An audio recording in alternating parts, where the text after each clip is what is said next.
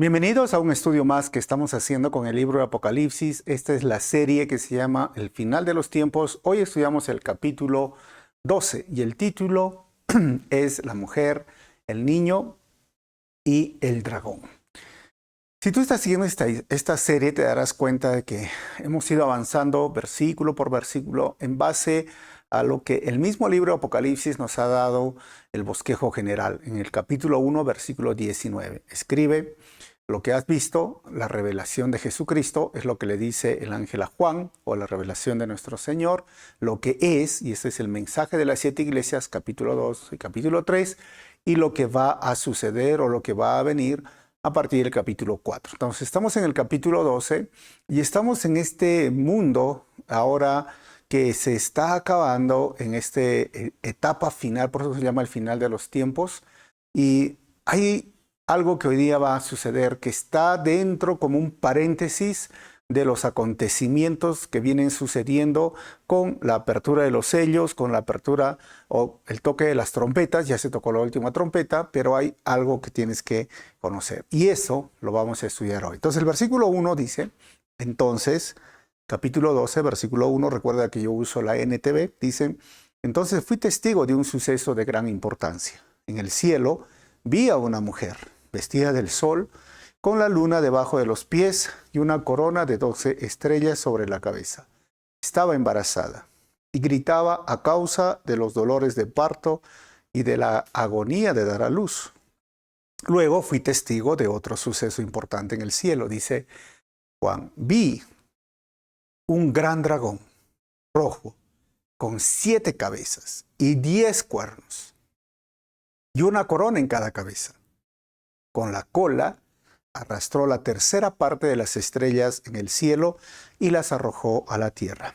Cuando la mujer estaba a punto de dar a luz, el dragón se paró delante de ella, listo para devorar al bebé en cuanto naciera. ¿Qué más viene? Miren, vamos a orar y continuamos nuestro estudio. Señor, te damos gracias por este momento, gracias por tu palabra. Háblanos a través de este capítulo 12, Señor, y sobre todo que tu palabra, Señor, siempre sea relevante, siempre cumpla el propósito por el cual ha sido enviada, y que tu Santo Espíritu redarguya los corazones de cada persona que escucha esta enseñanza y use mi vida para compartir tu palabra. Pido esto en tu nombre, amado Jesús. Amén. Muy bien, bienvenidos a las personas que se conectan. Capítulo 12 de Apocalipsis, hoy día, el dragón, el niño y la mujer. Hoy vamos a recordar un poquito del capítulo 11, haciendo esta introducción para poder comprender bien el texto. Recuerden que Juan escribe entre el año 90 a 100, está en la isla de Patmos, recibe esta revelación. El capítulo anterior hemos visto los 2 testigos, mueren, luego resucitan, son llevados, la 7ª trompeta suena. Ahora, el capítulo 12, estamos en la introducción, en el capítulo 12, capítulo 13 y capítulo 14 de Apocalipsis, las figuras principales ahora de no solo la tribulación, sino la gran tribulación, los últimos 3 años y medio, son descritas ahora, y esta gran señal que hoy día estudiamos introduce la primera de las 7. Por ejemplo, vamos a ver dentro de esto la mujer. Y la mujer es representado a Israel. Vamos a ver a el dragón, que es representado a Satanás. Vamos a ver el hijo, que es refiriéndose a Jesús. Vamos a ver otro actor, que es el ángel Miguel, que es la cabeza de las huestes celestiales. Vamos a ver el resto de los hijos. ¿Y quiénes son ellos? Pues son representados por los judíos perseguidos en la gran tribulación o algunos gentiles que vienen a la fe en ese tiempo de la gran tribulación. Capítulo 13 y 14 vamos a ver la bestia que sale del mar, que es representante del anticristo. Y el capítulo siguiente, la bestia que sale de la tierra, que es representado el falso profeta que promueve el anticristo. Y así como tenemos una trinidad nosotros respecto de Dios, Padre, Hijo, Espíritu Santo, hay una trinidad maligna. El diablo, o es el anticristo, o el falso profeta. Entonces, todo esto se está viendo versículo por versículo. Ahora vamos a ver el bosquejo. Lo pondríamos de esta forma: el conflicto. ¿Por qué? Del versículo 1 al 2 vamos a ver el conflicto con la mujer, versículo 3 al 4 el conflicto con el dragón, versículo 5 al 6 el conflicto con el niño, versículo 7 al 12 el conflicto en el cielo y vamos a terminar del versículo 13 al 18, la quinta parte, el conflicto en la tierra. Hay un dragón, hay una mujer, está embarazada, tiene dolores de parto, hay un niño, todo eso lo vamos a ver. Así que empecemos, el conflicto con la mujer, versículo 1. Entonces fui testigo de un suceso de gran importancia en el cielo. Vi a una mujer vestida del sol, miren, vestida del sol, ¿qué más? Con la luna debajo de los pies y una corona de 12 estrellas sobre la cabeza. Con la IA, inteligencia artificial, nos puede dar una imagen. ¿Cómo sería esta mujer, no? Con 12 estrellas. Ahora, ¿quién es la mujer? Los católicos romanos dicen que esta mujer es María, descrita como la reina del cielo. Ellos lo describen así, es María, por eso que la elevan a una divinidad. Pero la única referencia que encontramos en la Biblia, recuerda que hay un principio de hermenéutica, la Biblia se interpreta a sí misma, es Génesis capítulo 37, donde hay un joven que se llama José y tiene un sueño. Ve los trigales o los racimos, ¿no?, de trigo que se postran, luego ve las estrellas, ve el sol y la luna en sus sueños y Jacob, su papá, inmediatamente identifica, él interpreta el sueño como podrían ver muchos, que él es el sol, la mamá es la luna, o sea, ¿no? Las estrellas, las 12 estrellas son los hijos que vendrían a ser las 12 tribus de Israel. En la Biblia, la referencia que da a esto es sobre Israel, no sobre María. Ahora, vamos a ver algo más que vamos a entender. Cuando José, por este sueño, recuerdan, fue llevado a Egipto, sus hermanos lo metieron en un pozo, luego lo vendieron como esclavo. ¿Y quién es esa mujer en la Biblia? Si estamos viendo las referencias, según Romanos capítulo 9, versículo 4 al 5, puedes leer, ¿saben quién es? La mujer es Israel, la nación de Israel, los descendientes de Jacob, o que se cambió su nombre, Israel. Hay muchos versículos, pero te voy a mostrar, por ejemplo, Isaías 54, 5. Dice, pues tu creador será tu marido. Le está hablando a la nación, no a María. El Señor de los ejércitos celestiales es su nombre. Él es tu redentor, el Santo de Israel, el Dios de toda la tierra. Él es, ¿no? Ahora, si lees Jeremías 3, del 6 al 10, habla en la misma características como el marido y la mujer, que vendría a ser Israel. Ahora, ella, ahora en este capítulo 1, es la primera de las 4 mujeres simbólicas en el Apocalipsis. Primero, una mujer que sufre, que hemos visto que es Israel en el capítulo 12.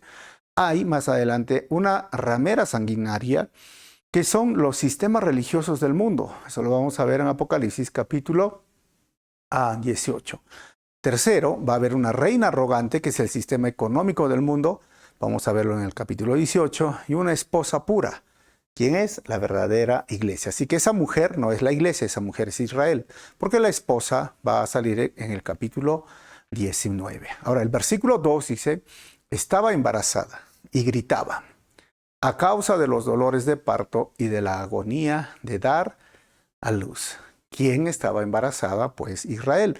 Porque ¿de dónde procede nuestro Señor Jesucristo? Pues de Israel, específicamente de la tribu de Judá. Génesis capítulo 3, versículo 15, habla sobre este momento. Dice, y pondré hostilidad entre tú y la mujer, y entre tu descendencia y la descendencia de ella.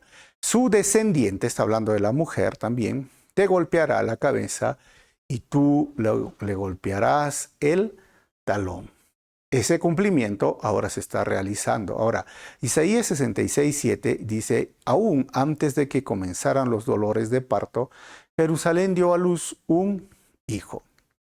Entonces, todo esto que estamos leyendo y estudiando y viendo hace referencia a Israel. No puede hacer referencia a María, por si acaso, tengámoslos muy en cuenta. Tampoco es la iglesia, no, es Israel, porque de ahí procede nuestro Señor Jesucristo, como mencioné, desde la tribu de Judá. Y Pablo, como les dije, si leen Romanos, dice que es el Señor Jesucristo, descendiente de Israel, hijo de Israel. O sea, ¿qué significa? Que vino de ese linaje, cumpliendo lo que hemos visto en Génesis capítulo 3, versículo 15. Él es el cumplimiento. Ahora, vamos a ver la segunda parte del versículo 3 al versículo 4, el conflicto con el dragón. Luego fui testigo de otro suceso importante en el cielo, dice Juan. Vi a un gran dragón, rojo, con 7 cabezas y 10 cuernos, y una corona en cada cabeza. ¿Cómo sería este dragón? Una bestia con 7 cabezas y cuernos y coronas. Es algo interesante. Pero vamos a interpretar. Cuando dice que vi un gran dragón, la palabra dragón significa monstruo o reptil grande, o serpiente, haciendo una referencia a Génesis capítulo 3, cuya serpiente o culebra o dragón, que es la misma palabra, es representado por el diablo. También es una descripción del mal y de su gran poder. Esto lo vamos a ver en el capítulo 13 de Apocalipsis y el capítulo 17, versículo 13, ese dragón rojo con 7 cabezas. Y los cuernos y las cabezas simbolizan el poder perfecto porque son 7. Recuerda que el número 7 es el número perfecto de Dios y Daniel 7 habla también sobre esto. Pero también las coronas representan el intento del mal por usurpar el lugar de Cristo como rey. Todo esto que estamos viendo, recuerden, esto es característica de la escritura apocalíptica como les mencioné en la introducción. ¿Es realmente así este monstruo con 7 cabezas, un dragón, o es un personaje? Esto es algo que nosotros debemos entender y comprender. Pero miren, el texto sigue diciendo, versículo 4, con la cola arrastró la tercera parte de las estrellas en el cielo y las arrojó a la tierra. Cuando la mujer estaba a punto de dar a luz, el dragón se paró delante de ella, listo para devorar al bebé en cuanto naciera. Sigámonos entrando en este mundo de Juan con un dragón, con cola y que arrastra las estrellas. Y está hablando, cuando hablamos de estrellas, siempre hace referencia a los ángeles caídos. Y el texto, como mencioné, con la cola arrastró la tercera parte de las estrellas en el cielo y las arrojó a la tierra. Acá Satanás se describe como uno de los ángeles del cielo delante de Dios. Y también ahora en Job capítulo 1 y capítulo 2 y en Zacarías 3 lo vamos a encontrar así, de esta forma, que delante del trono de Dios o en la corte celestial. Ahora, este Satanás o este dragón es llamado un querubín y es un ángel guardián en Ezequiel 28 del 12 al 18, es el mismo personaje que habla ahí. Y muchas veces se menciona que fue lanzado del cielo, por ejemplo en Isaías 14:12, Ezequiel 28:6, Lucas 10:18, Juan 12:31 y Apocalipsis 12:9 y el versículo 12 que vamos a leer más adelante. El problema aquí, hermanos, se presenta sobre el tiempo de ser arrojado. Por ejemplo, en el periodo del Antiguo Testamento, como les mencioné, algunos dicen que fue antes de la creación del ser humano. Segundo, otros dicen que fue en algún tiempo después de Job, pero antes de Ezequiel. ¿Por qué? Porque en Job se le ve en la corte celestial. Recuerdan el libro de Job, dice, ¿de dónde viene Satanás? Le pregunta a Dios. Ahora, en la etapa también puede ser post-exílica, pero después de Zacarías. Eso sería en el Antiguo Testamento. Segundo, o puede ser en el periodo del Nuevo Testamento, después de la tentación de Jesús, en Mateo 4, porque ahí no pudo con el Señor y fue arrojado, o durante el viaje misionero de los 70, como mencioné en Lucas 10:18, donde dice, Jesús, yo vi a Satanás caer desde el cielo, o C, durante un movimiento de rebelión al final de los tiempos, como estamos hablando ahorita en Apocalipsis 12:9. ¿Cuándo? Ese es el problema. Y ahora el texto dice, cuando la mujer estaba a punto de dar a luz, el dragón se paró delante de ella, listo para devorar al bebé en cuanto naciera. Este es otra vez un intento de Satanás de destruir la promesa.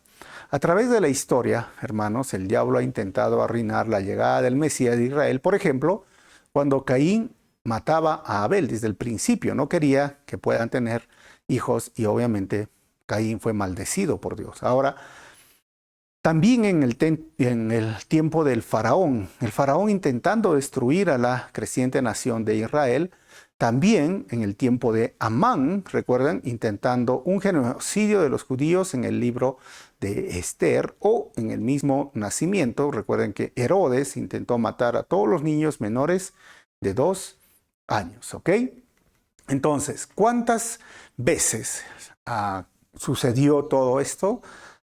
Les estoy mostrando ahora en el texto, ¿no? Todo esto es porque en Génesis 3:15, que les he leído hace un momento, era como de la mujer, ¿no? O sea, van a ser de su simiente, un niño básicamente, que iba a aplastar su cabeza. Pero Satanás siempre estuvo intentando destruir. Y es como que Juan ahora ve en el cielo como una película, como regresar un poco a lo que estaba sucediendo dentro de la historia, a estos eventos. Por eso, justo como les dije, yo pensaba es como Navidad, el nacimiento, ¿no? La Navidad, nativities o nativitas.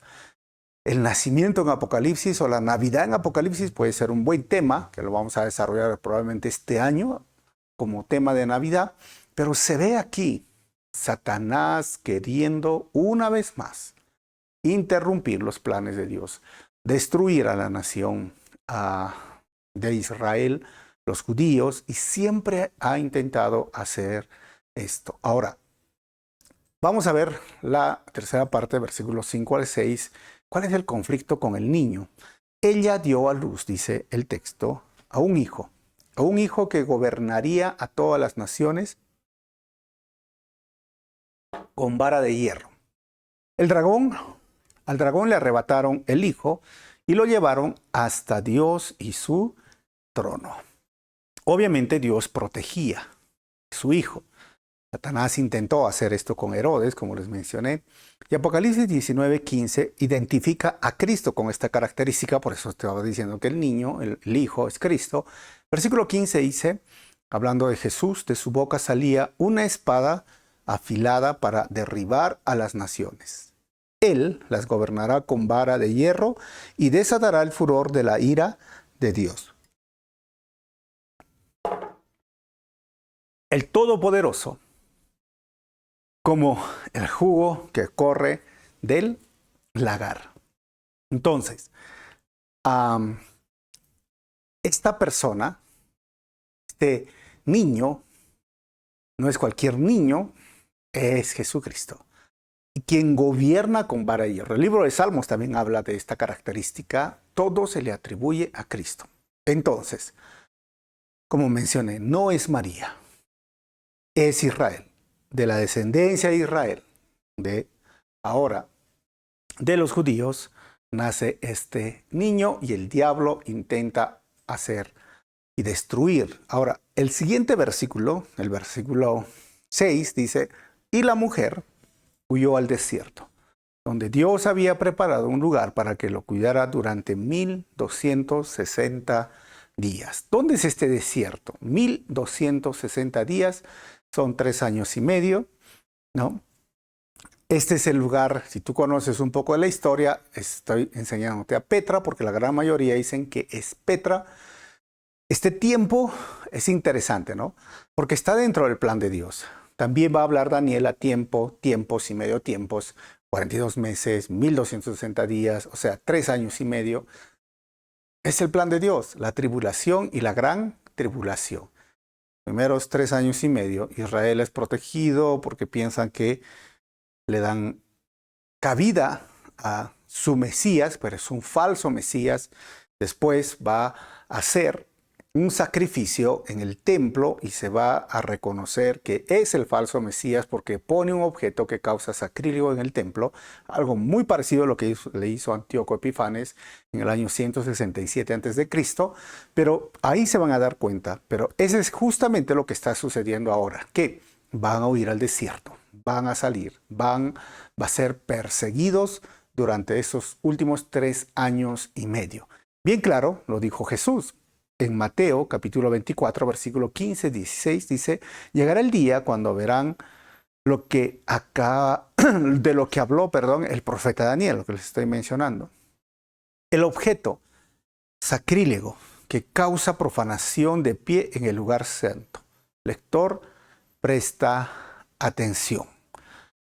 Entonces, los que están en Judea huyan a las colinas. ¿Y qué colinas hay cerca? Sabes que son, es Petra.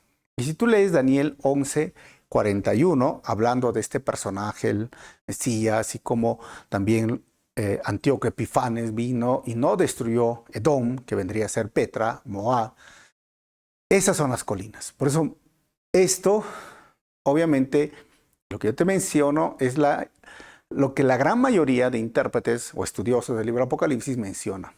Al final, podemos entender y comprender lo que conocemos basado en Daniel, lo que entendemos en la Biblia, pero cuando llegue el momento, obviamente la iglesia no va a estar, pero es una idea. Por eso es que hay muchos cristianos cuando van a Petra, dejan papeles, ¿no? Versículos bíblicos dando ánimo y aliento al pueblo judío que piensa que se va a refugiar. Piensa, como te digo, no es algo exacto, pero da muchas referencias, Daniel, que puede ser el lugar donde va a estar escapando al desierto, a las colinas, como dijo Jesús en Mateo 24 y lo dijo Daniel. Entonces, el dragón se va a poner con esta actitud. Ahora, recuerda muy bien lo que estamos estudiando hasta el día de hoy. Dios no siempre libra de los problemas a sus hijos, pero siempre cuida y protege en medio del valle de la sombra o de la muerte a sus fieles. ¿Okay? Esto es algo muy importante, porque mientras el dragón va a perseguir, Dios los cuida, Dios los lleva a ese desierto, a las colinas, los protege. Siempre va a ser así, hermanos. Sus pueblos, sus fieles, van a ser protegidos. El salmista dijo, ¿no? Aunque ande en el valle de la sombra de la muerte, tú estarás conmigo. El salmista no dijo, ¿sabes? Tú me vas a librar del valle de la sombra de la muerte, no. Tristemente hoy se predica un evangelio de fe y prosperidad donde dice que el cristiano no tiene que tener problemas, el cristiano no tiene que tener enfermedad, el cristiano no tiene que pasar pobreza, o no tiene que, no tengo que comer. Esa no es la verdad bíblica. El cristiano va a pasar eso. Es más, Pablo lo pasó y tiene una lista enorme, que fue a la cárcel, que fue azotado, que pasó hambre, que pasó frío, que pasó naufragios. Entonces, si el mismo Pablo, siendo fundador de iglesias, un apóstol, un hombre, creo que no nos igualamos ni al 10% ni al 5%, muchos de nosotros, imagínate qué va a pasar con nosotros. Entonces, pero hay una promesa. Dios cuidó a su pueblo. Dios los llevó a ese lugar. Y el día de hoy, igual, Dios sigue cuidando a su pueblo, a sus fieles. Dios sigue cuidando a los suyos. Nunca nos va a soltar en el valle, en medio del valle de la sombra o de la muerte. Él ha prometido que está con nosotros. Nunca te olvides esto y descansa en sus promesas. Pero, ¿sabes? Vas a pasar ese valle. No te vas a quedar en el valle. Vas a pasar muy pronto. Ahora, siguiente parte, capítulo 12 que estamos estudiando, la cuarta parte, versículos 7 al 12, el conflicto en el cielo. ¿Qué sucedió? Entonces hubo guerra en el cielo. Miguel y sus ángeles lucharon, dice, contra el dragón y sus ángeles. Miguel, ¿quién es Miguel? Miguel, en Daniel capítulo 10, versículo 13, capítulo 10, versículo 21 y capítulo 12, versículo 1, se identifica como el ángel guerrero y protector de la nación israelita. También Daniel es un arcángel. En Judas, versículo 9, que batalla con el diablo por el cuerpo de Moisés. Y su nombre significa el que es como Dios. Ahora, respecto a Miguel, en 5 ocasiones en la Biblia está en batalla o siempre en posición de batalla. O sea, es un guerrero, un arcángel, y él sí es contrincante de Satanás. Ahora, versículo 8. El dragón perdió la batalla y él y sus ángeles fueron expulsados del cielo. Versículo 9. Este gran dragón, la serpiente antigua, como le dije, Génesis 3, llamada Diablo o Satanás, al que engaña al mundo entero, fue lanzado a la tierra junto con todos sus ángeles. Todos. Los rabinos decían una tercera parte. Ahora, cuando fue lanzado a los ángeles, como les mencioné hace un momento, esto implica que Satanás estuvo en el cielo por algún tiempo. Puedes leer Job 1:2, Zacarías 3 y Primera de Reyes 22:21. Con estos versículos también quiero que puedas entender que Satanás, el diablo, la serpiente antigua, el acusador, el que engaña a todo el mundo, no es contrincante de Jesús. Por eso esta pseudoteología de guerra espiritual, que han salido muchas profetas, profetisas, y han escrito muchos libros sobre guerra espiritual, y no estamos diciendo que no hay una guerra espiritual, porque Pablo lo menciona, no podemos dejar ese tema de lado. Sí tenemos una guerra espiritual, pero no una guerra espiritual con esa pseudoteología mística, llena de símbolos, llena hasta de, como digo, augurios, ¿no? Que échale sal, échale aceite, la sangre de Cristo te cubre, mira, hay un príncipe, pelea con el príncipe, tú vas a ser princesa guerrera o príncipe guerrero, tú vas a tener la espada del augurio, no sé, ¿no? O sea, esas son cosas que la Biblia no menciona, hermanos. ¿Por qué? Porque bajo esa pseudoteología dice que Jesús está perdiendo la batalla y tú, como eres elegido, príncipe o princesa guerrera de oración, tienes que estar orando todo el momento, intercediendo por tal hermano, porque el diablo le va a hacer esto, le va a hacer lo otro. Y es una herejía, hermanos. ¿Por qué? Porque Satanás no es contrincante de Jesucristo. Jesucristo es el Rey de Reyes y Señor de Señores. Jesucristo es Dios. Él es un ángel caído. Y el contrincante de Satanás es un arcángel, como él lo fue, Miguel. Y Miguel lo vence. ¿Se dan cuenta? O sea, ni siquiera Jesús estuvo ahí en ese conflicto, pero fue Miguel. Satanás es un ser derrotado. Sí estuvo en ese tiempo. Ahora, ¿qué es lo que sucede? Dice el texto que fue lanzado a la tierra junto con todos sus ángeles. Ahora, tenemos un texto que menciona Isaías 14:2. ¿Cómo has caído del cielo, oh estrella luciente, hijo de la mañana? Has sido arrojado a la tierra, tú que destruías a las naciones del mundo. Y ahí se refiere a Satanás. Pero, ¿cuándo sucedió esta confrontación? Esa es la gran pregunta. ¿Sucedió ahora en Apocalipsis? Miren, algunos dicen antes de Génesis 1:1, antes de la creación. Y es lo que la gran mayoría de teólogos, intérpretes o eruditos habla. Aunque hay algunos que dicen que es entre el Génesis capítulo 1, versículo 1 y Génesis capítulo 1, versículo, o sea, del versículo 1 al versículo 2. A eso se le llama la teoría de la brecha. Por eso dicen, y la tierra estaba desordenada y vacía. ¿Cómo puede Dios crear una tierra desordenada y vacía? Ese es su punto básicamente, de base para decir, pero no tiene base bíblica. Obviamente es una teoría, pero lo más que nosotros entendemos que es antes de la creación. Pero, hermanos, en el Antiguo Testamento hay referencias que pudo haber sido después de Job 1:2, cuando Satanás estaba en el cielo, o después de Segunda de Reyes, capítulo 22, versículo 21, porque dice que Satanás estaba en el concilio celestial ahí cuando quisieron engañar a un rey. Ahora, puede ser después de Zacarías 3, porque Satanás todavía estaba ahí en el cielo, o como en Isaías 14:2 o Ezequiel 12, Ezequiel 28:15, o Segunda de Enoch, que es un libro apócrifo, 29:4-5, donde hay los reyes condenados del oriente y hacen referencia a Satanás, no a los mismos reyes. Ahora, en el Nuevo Testamento,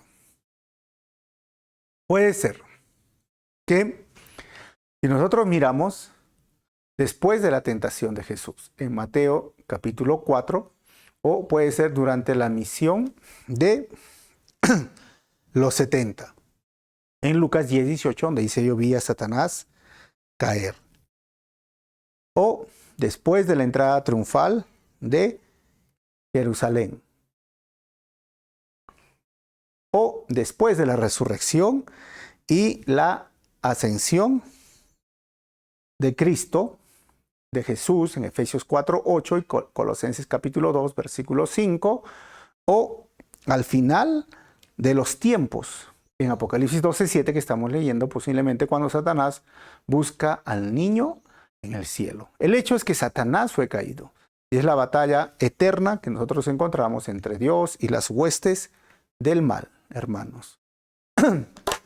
Es el conflicto que será consumado en la total derrota del dragón y sus ejércitos. O sea, este es el momento en el cual nosotros tenemos que entender. La Biblia habla esto en el Antiguo Testamento, en el Nuevo Testamento. La Biblia menciona Apocalipsis, esta batalla. Como les dije, no está en forma cronológica. Por eso Juan dice, yo vi en el cielo, y está hablando eventos pasados, incluyendo la Navidad. ¿Qué hace la Navidad en Apocalipsis? ¿Qué hace por eso? ¿Y qué hace este momento que es arrojado? ¿O es antes de la creación o durante? Lo importante, como les estoy mencionando en este último diapositiva, es la lucha entre el bien y el mal. Es la lucha entre las huestes de maldad, entre Satanás y el mismo Dios. Pero en medio de todo eso, hermanos, entiendan, Satanás sí, es un enemigo real y tiene un poder minimizado, pero Dios es el Todopoderoso. ¿Y quién vence, quién gana al final de todo esto? Es Dios, es Jesús, es nuestro Señor, el Rey de Reyes, es el victorioso. Sí, estamos en medio de esta guerra, de este conflicto, de esta lucha, pero la guerra ha sido ganada. Sí, tenemos batallas, que todos los días lo tenemos. Sí, hay una guerra espiritual, pero no como lo dice esa pseudo teología de la guerra espiritual. Sí, estamos en medio de una guerra espiritual, pero lo peleamos con nuestras armas espirituales, sometiéndonos a Dios. Y Pedro dice, si te sometes a Dios, o sea, obedece a Dios, aférrate a Dios, a sus promesas, el diablo huirá de ti. Esa es la forma de pelear. No con tus arcos de flecha, con tu ropa de comando, con tu aceite, con tu sal, no sé, con tu espada. No, hermanos, con oración y poniéndonos la armadura de Dios todos los días. Recuerda muy bien esto, ¿sabes? Recuérdalo muy bien. Satanás es un enemigo derrotado. Jesús es el vencedor y el vencedor vive dentro de nosotros. Lo voy a volver a decir. Recuerda, hermanos, Satanás es un enemigo derrotado. Jesús es el vencedor y el vencedor vive dentro de nosotros. Versículo 10. Luego oí una fuerte voz que resonaba por todo el cielo. ¿Qué decía esa voz? Por fin han llegado la salvación y el poder, el reino de nuestro Dios y la autoridad de su Cristo. Pues el acusador de nuestros hermanos, el que los acusa delante de nuestro Dios, día y noche ha sido lanzado a la tierra. Ese es Satanás, o en Job 1, 9 al 11 y Zacarías 3, Satanás es el nombre de el acusador. Y la buena noticia de esto es que ya no está en el cielo. Eso es por eso la buena noticia. El que nos acusaba día y noche, ahora ya no está. Así que los conflictos teológicos doctrinales de cuando fue en el Antiguo y en el Nuevo, hermanos, no es que se contradicen, sino que se ve la batalla permanente, constante, desde Génesis hasta Apocalipsis. Pero ¿quién gana? Dios. ¿Quién gana? Jesús, por medio de lo que nosotros conocemos. Él es Rey de Reyes y Señor de Señores, porque Él es el Todopoderoso. Ahora, versículo 11 dice, ellos lo han vencido por medio de la sangre del Cordero y por el testimonio que dieron, y no amaron tanto la vida como para tenerle miedo a la muerte. Está hablando de nosotros, la iglesia, los hermanos, que lo han vencido por medio de la sangre del Cordero. Este versículo ha sido mal interpretado para decir, uy, la sangre de Cristo tiene poder. La sangre de Cristo tiene poder. Y hay personas que piensan, uy, te cubro con la sangre, cubro mi casa con la sangre de Cristo. Y sabes que este versículo no está diciendo esto. Este versículo dice que nosotros lo hemos vencido, pero no por nuestra sangre, sino por medio de la sangre del Cordero. Pero si lo lees y lo he vuelto a leer, y por el testimonio. Es decir, el testimonio es cómo obedeces a Dios. Y, ¿qué más? No amas tu vida. Tanto esta vida pasajera que estás dispuesto hasta morir por Cristo. Y miren, Primera de Pedro, vamos a leer lo que dice Primera de Pedro, capítulo 1, versículo 18 al 19. Pues ustedes saben que Dios pagó un rescate para salvarlos de la vida vacía que heredaron de sus antepasados. No fue pagado con oro ni plata, los cuales pierden su valor, sino que fue con la preciosa sangre de Cristo, el Cordero de Dios, que no tiene pecado ni mancha. O sea, es exclusivo el precio que pagó nuestro Señor en la cruz y eso es suficiente para salvarnos. Pero también dice por medio del testimonio y por no estimar su vida. Y Marcos nos recuerda lo que dijo Jesús, Marcos 8:35. Si tratas de aferrarte a la vida, dice Jesús, la perderás. Pero si entregas tu vida por mi causa y por causa de la buena noticia, la salvarás. Es como cada uno de nosotros tiene que tomar su cruz. Jesús dijo, toma tu cruz y sígueme. O sea, la salvación comienza en la cruz, termina en la cruz. Estamos y somos salvos por los méritos de Cristo, por la sangre del Cordero que fue derramada y pagó el precio por nuestra redención, por nuestra justificación, por nuestra santificación, por nuestra adopción. Sí, Él lo hizo todo. Pero también yo tengo que responder a la fe como en obediencia. ¿Cómo? Sirviendo en el reino de Dios. ¿Cómo? Arrepintiéndome todos los días de mis pecados. ¿Cómo? Alejándome del pecado. ¿Qué más? Viviendo una vida en obediencia. Eso es dar testimonio público a mi Señor y perseverando en la fe. O sea, Dios sí lo hizo. Eso es como decimos el ya, pero todavía estamos en este mundo. O sea, Dios, la salvación es gratuita, ¿sabes? Pero tuvo un costo y Jesús lo pagó. Pero también el pacto demanda, el nuevo pacto, obediencia. Jesús dijo, si ustedes me aman, obedecerán mis mandamientos. Y si tú quieres venir en pos de mí, niégate a ti mismo. O sea, la salvación no cuesta nada, es gratuita, pero te costará todo. Y ese es un poco de las paradojas de la salvación, porque muchos no entienden esto. O sea, sí, es gratuito, sí, es gracia, 100%, son los méritos de Cristo, pero también yo no voy a pagar un precio por mi salvación, pero va a haber un costo que es negarme a mí mismo, negarme a los placeres del mundo que ofrece, negarme a lo que podría deleitarme en el pecado, sabiendo que esto me separa de Dios y tomando las decisiones correctas día a día. Y miren, Jesús habló en otro versículo algo que lo puedas entender claro, porque pareciera, oye Jesús, estás exagerando, dice Lucas 14:26.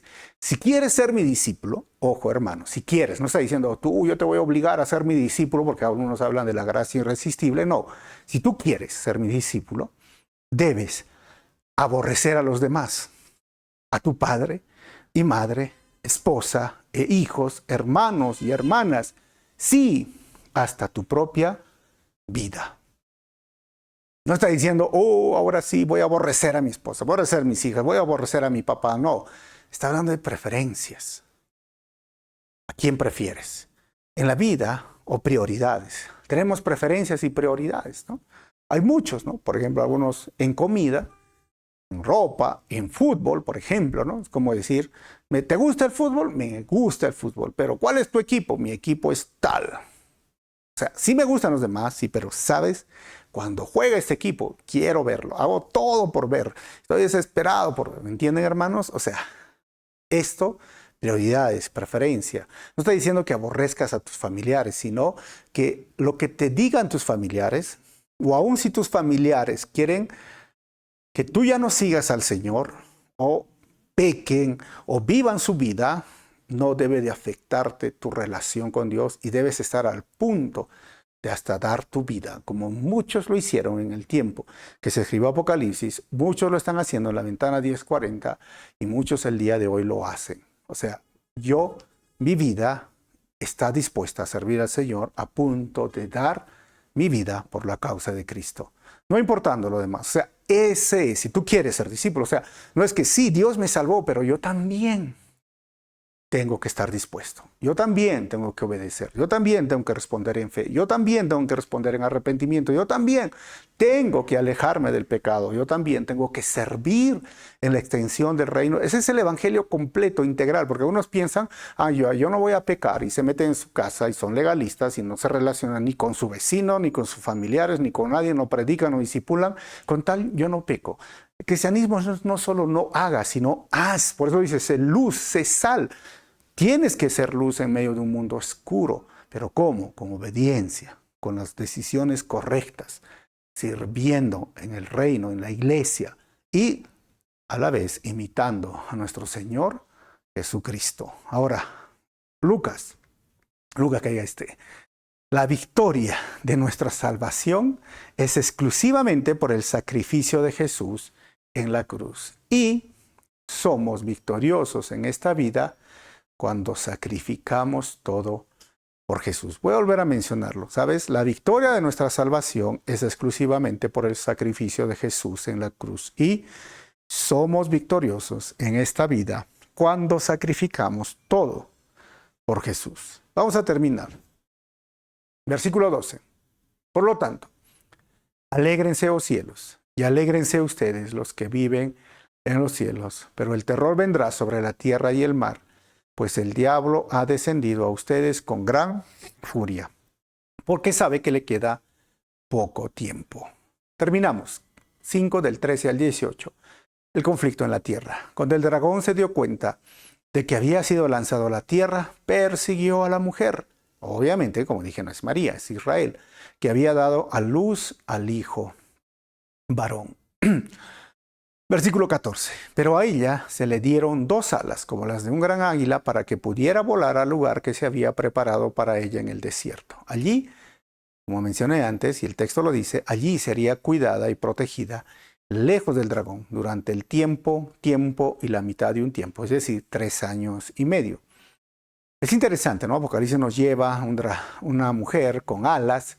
15. Luego el dragón trató de ahogar a la mujer con un torrente de agua que salía de su boca. Al mirar a estas personas que iban ahí, el dragón lo perseguía, pero fue protegido por Dios. Versículo 16 dice, pero entonces la tierra ayudó a la mujer y abrió la boca y tragó el río que brotaba de la boca del dragón. Me encantó esta imagen y eso lo puedo poner, ¿no? Es que el dragón trata de hacerles daño, pero la misma tierra, que es creación de Dios, hace que no suceda. Versículo 17.